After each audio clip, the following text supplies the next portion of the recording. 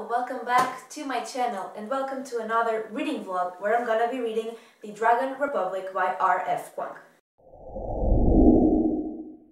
Okay, so The Dragon Republic is book 2 in the Poppy War series, which is a fantasy and sort of historical fiction series, and I have read book 1 and I have a reading vlog for that, which I will link in the description. And that book was incredible, but also so painful, and I knew that book 2 was gonna be just as painful and incredible, or even more, and so I was very excited but also very scared.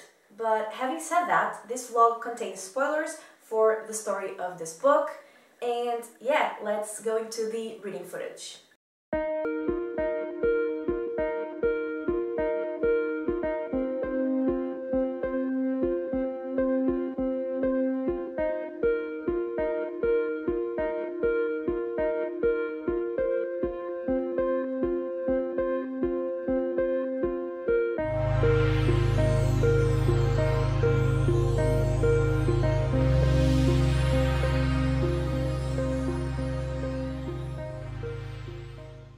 So, I'm on page 172, which means that I've read part 1 of The Dragon Republic.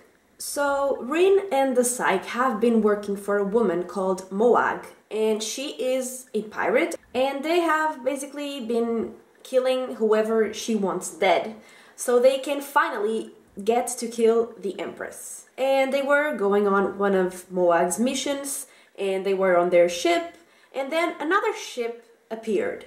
And they were all kidnapped. And when they woke up, they saw that the people who had kidnapped them were actually Najah and his father, who is called Viceroy, and his men. And so, basically, Viceroy kind of wants the same thing as Rin does, because he wants the Empress dead. But it's not for the same reason, because Rin wants the Empress dead because she was the one who sold them out to the Federation, who was the people who were attacking them during the war, and yeah, she wants revenge. And Viceroy wants to overthrow the Empress because he wants to turn the Empire into a republic, and he wants democracy. And so basically he just wants the Empress gone. And so they decide to work together, and Viceroy takes Rin to the palace where the Empress is, and he pretends that she is his prisoner, and Rin is supposed to kill the Empress there, and she does try, but she fails, and they actually go into the spirit plane, spirit realm, I don't know what they called it, but you know, where the gods are, and their gods face each other. But Rin and the Phoenix were losing, but then Chagan got there to the spirit's world, and he actually saved her, and he was able to pull her out. And they got Viceroy out of the palace, and so, like, they all survived, but so did the Empress. And before they actually started fighting, the Empress tried to get Rin on her side so they would fight together.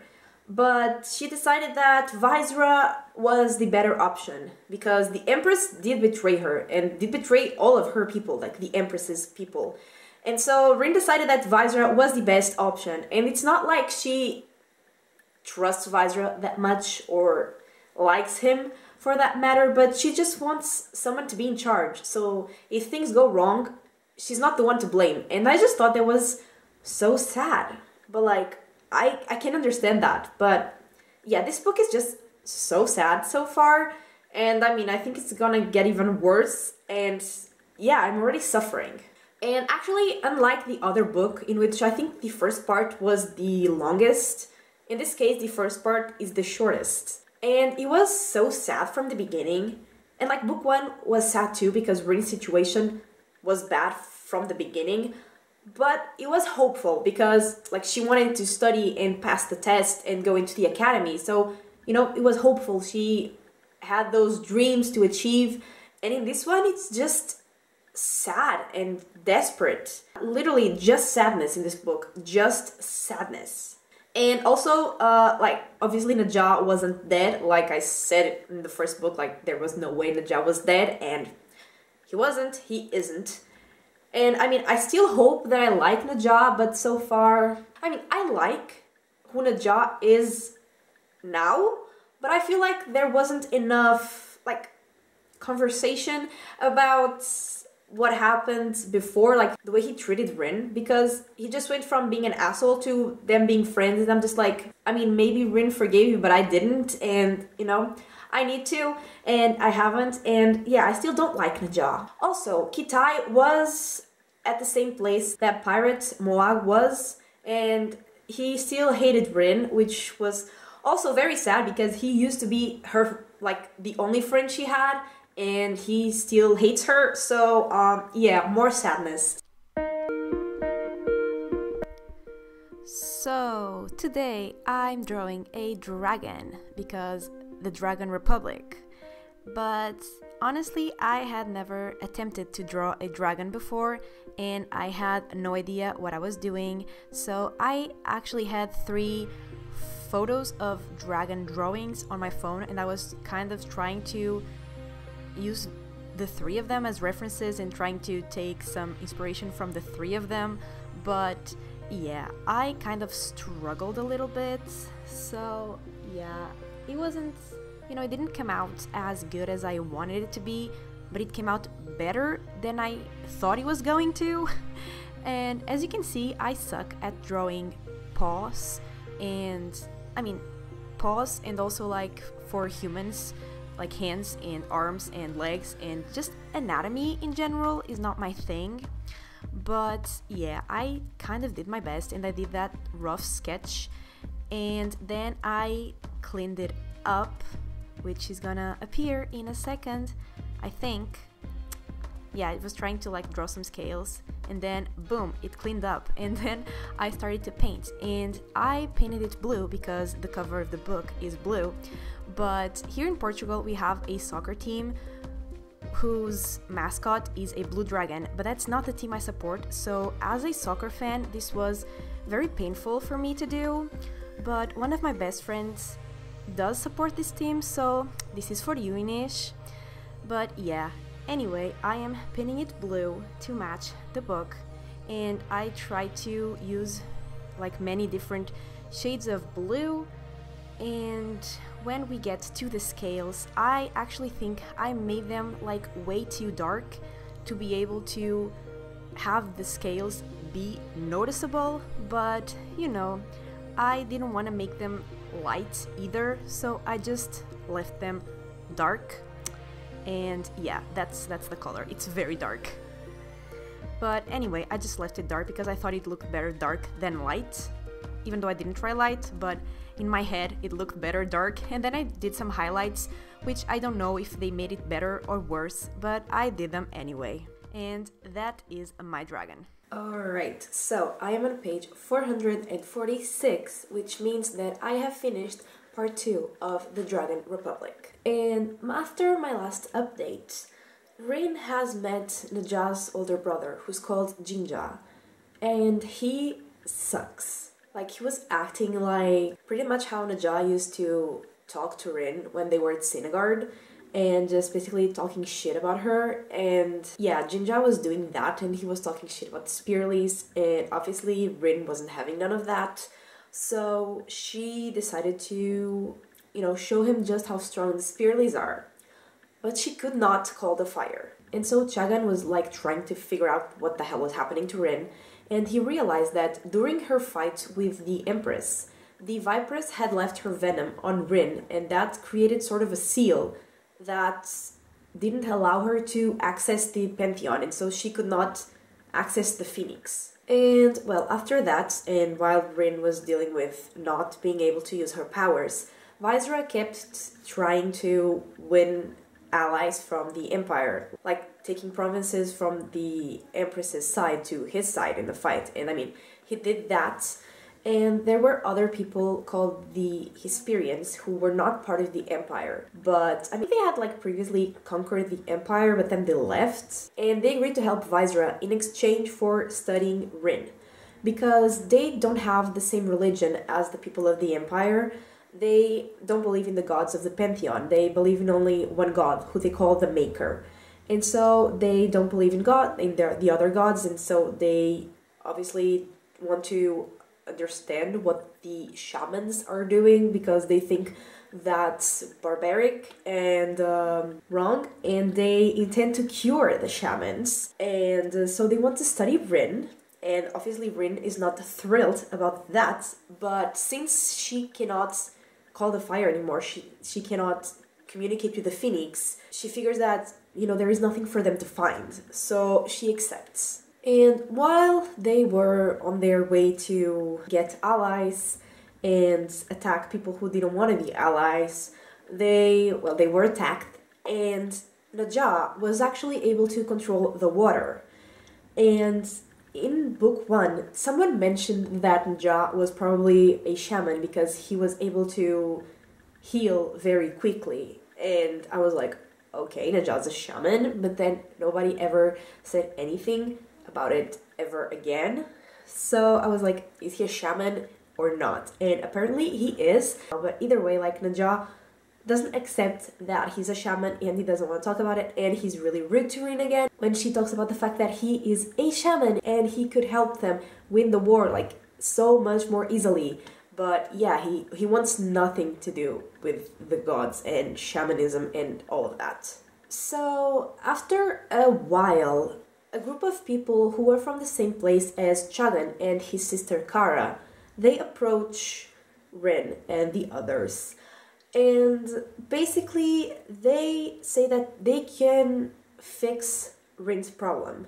And a woman basically puts her under some sort of drug effects, and she has to kind of break the seal herself. And so Rin is able to break the seal, and like the seal is fully gone, so she should be able to access the power of the phoenix, but she can't because the Vipress's venom actually went too deep and she cannot access the world of the gods.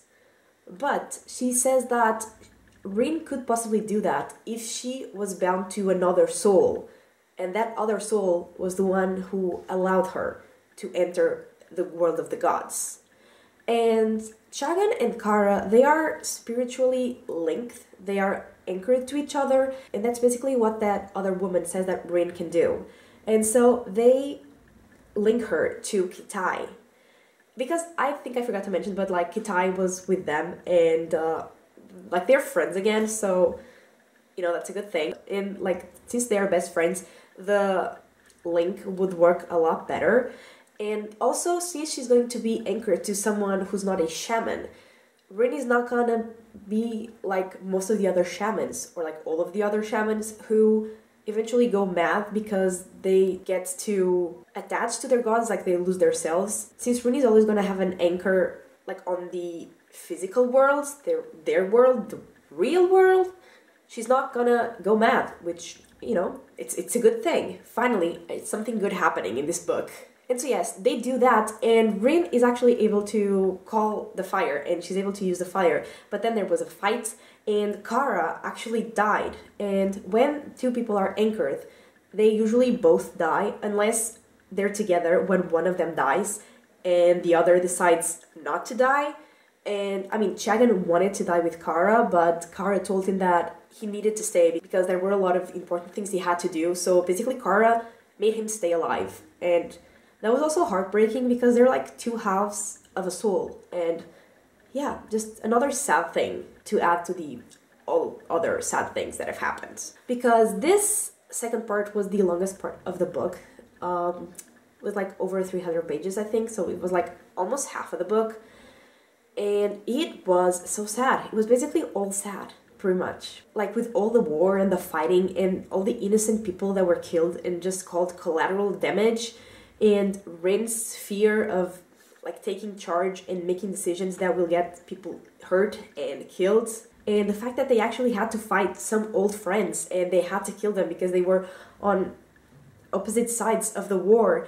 And it was just so sad, and Najah also being a dick again, so that did not help. Honestly, the only thing that made me happy during this part, and probably this book so far, is the fact that Kitai and Rin are friends again, because I love them so much, and I love Kitai so damn much. So yeah, that part just made me happy. And I mean, I'm happy with the fact that they were linked, but at the same time, I'm afraid that Kitai might die, and I will not be able to handle it if Kitai dies. So there is that. But yeah, this book is literally nothing but pain, but this story and the writing are so good that I cannot stop, even though I am suffering. But anyway, moving on to something totally random, I got a new phone because, like a couple weeks ago, because mine was old and dying. But the point is, I got new phone covers, and I want to show you my phone covers. So I got this one, which is Iron Man, because Iron Man is my favorite superhero, and I had this exact same phone cover for my other phone, and I needed it again, so I got it. Then I got this one, which is from Pirates of the Caribbean, because I love Pirates of the Caribbean, and yeah, that's it. And last but not least, I got this one, which is also from Marvel, and it's Groot, and it's the most adorable thing ever. And I'm sad with this book, so I need emotional support, and Groot, like I said, is adorable. So yes. Also, my best friend said that the camera thing looks like a stovetop, and I can't unsee that. So yeah, thanks, bro. Also, like I got these in the mail yesterday, and I also got a book in the mail yesterday, and I also got my master's degree certificate on the mail yesterday. So that was a lot, but anyway, like I said, that's totally random and not related to this vlog at all in any way whatsoever. So I am gonna finish reading this, and I am going to be in pain, and I'll tell you how much I have suffered once I finish.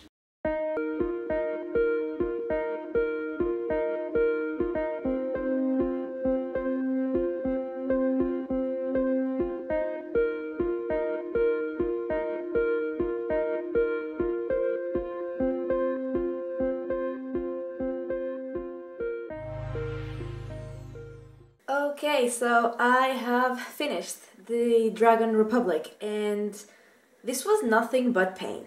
So, after my last update, Naja kind of explained to Rin how his god works, and I'm saying god because Naja says that he's not like the other gods. So, I'm not sure if he's exactly a god or what entity it is, but he says that it's a dragon, and he explains how the dragon killed his little brother and claimed Naja for himself or itself. And he tells Rin that he doesn't use his powers because it's very painful. And Rin's like, yeah dude, it's painful for all of us. You're not special. And yeah, he's a dick again. And I mean, I get that he is in pain, but just like Rin says, they're all in pain and they're all in a war. And if he can do something about it, why doesn't he? You know? Yeah. The Empress and her troops attacked, and Kitai actually built wings for Rin, for her to fly, because, you know, she can produce flames and heat and hot air, like, rises. So, yeah, she flew, which was fun, and she fought the wind god, Phelan, and she actually kind of like trapped, not like she did trap him under a mountain, inside of a mountain, like with a ton of rocks and dirt on top of him. So like he's trapped, he's gone. I hope. And so does she, and so does everybody. And so they fought, and she actually faced the Empress, but she did not kill her. And so Rin and Kitai basically discovered that Viceroy knew that the Federation was gonna attack, like what happened in book 1. And he let that happen because he wanted the Empire to be weakened so he could conquer the Empire. And the Hesperians, who were the ones who like offered their help in exchange for studying Rin, they had, I don't know if I mentioned this like in my other update, but they had like conquered the Empire before, like tried to colonize it. And so they only offer their help because they want to do that again. And so Rin and Kitai discover that. And I mean, that's not what they signed up for, obviously. And so they don't want to be a part of Viceroy's group anymore. And they had like their whole plan to escape with the rest of the Psyche. But Naja tricked Rin, and he betrayed her, and he basically trapped her. And Viceroy gave her to the Hesperians, who still wanted to study her, as in like torture her until they figure out what's wrong with her and they can't fix her. I'm pissed, I'm very pissed. And yeah, Najah, I'm glad I didn't start to like him because he's still a dick. So there is that. And again, I understand, but also he's a dick. So yeah. And Viceroy made Rin watch as the Hesperians murdered the shamans of the Psyche. So like her friends. He made her watch that. And I am so pissed. I'm so fucking pissed. And like she actually managed to escape with Kitai's help. But in order for them to escape, Ramza, who was a kid from the Psyche, sacrificed himself. And yeah, everybody died. And I am sad. Like all the Psyche pretty much are dead. And that's just heartbreaking. I'm so freaking sad. And yeah, like I'm sad, but I'm also very angry. And yeah. Oh, at the end they were kind of helped by Moag's people, like the pirate from the beginning of the book. So, I mean, they kind of have help, and they have decided that they're going to form a sort of army with the people from the south. And yeah, I just know that I'm going to suffer even more in book 3, and I am scared. But anyway, let's go into my final thoughts. My god, this book was the definition of pain. If you want to know what pain feels like, just read this book. So I guess I'm gonna talk about the character. I think I started with the characters the other time too. And so, well, Rin is still a fucking badass, and she's still really fucking sad too. And yeah, she's just going through it. She cannot catch a break. Everything goes wrong in her life. Like, ever since we met her at the beginning of book 1, very few things have gone right, and everything else has gone wrong. And this poor baby cannot catch a break.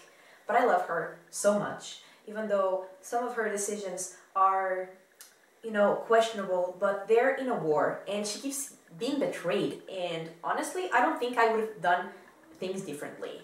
And yeah, I love Rin. I just want to protect her because she has gone through so much. And also, Kitai has also gone through so much. And in book 1, he was just a precious baby. And in this book, like at the beginning, he was an angry precious baby. And then he just started being like, I'm not gonna take shit from anyone. And yeah, he is also a badass now. And I still love him as much as I did, like in book 1, or even more. And I love him and Rin. Like, his friendship with Rin was the only happy thing about this book. The only thing that made me not want to cry or kill everybody. So thank God for Kitai. And lastly, Najah. I mean, there are like 3,000 characters, but the last I'm going to talk about, and I said this in my last update, which I just filmed, but I'm glad I never got to like Najah because he was an asshole in the end. So yeah. Also, I feel like he's gonna have some sort of redemption arc in the 3rd book, but I'm not sure I want that. I want to keep hating him, so please just let me keep hating him. And yeah, this book was definitely as brutal, or like even more brutal than the first, in the way that it showed the effects of colonization and war.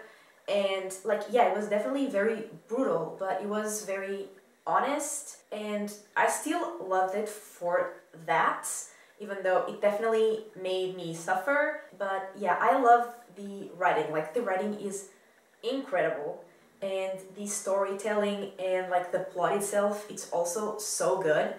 And I just love this book so much, even though it's so painful. And I mean, in book 1 I was just very sad, and in this one I'm very sad and very angry, which I can deal better with. So, I like this anger. It's fueling my soul because I am an angry person, and I just want to read book 3, which, I mean, I actually have started book 3 already. But anyway, the point is, I'm giving this book 5 stars because it's incredible, and I recommend everyone to read it, and like book 1 and book 2 and probably book 3, because I'm only like 80 pages into it, but already like obsessed. So yes, this was a emotional journey, But I think this is everything for this week's video, and I hope you enjoyed it, and if you did, give it a like and subscribe, and I will talk to you next time. Bye!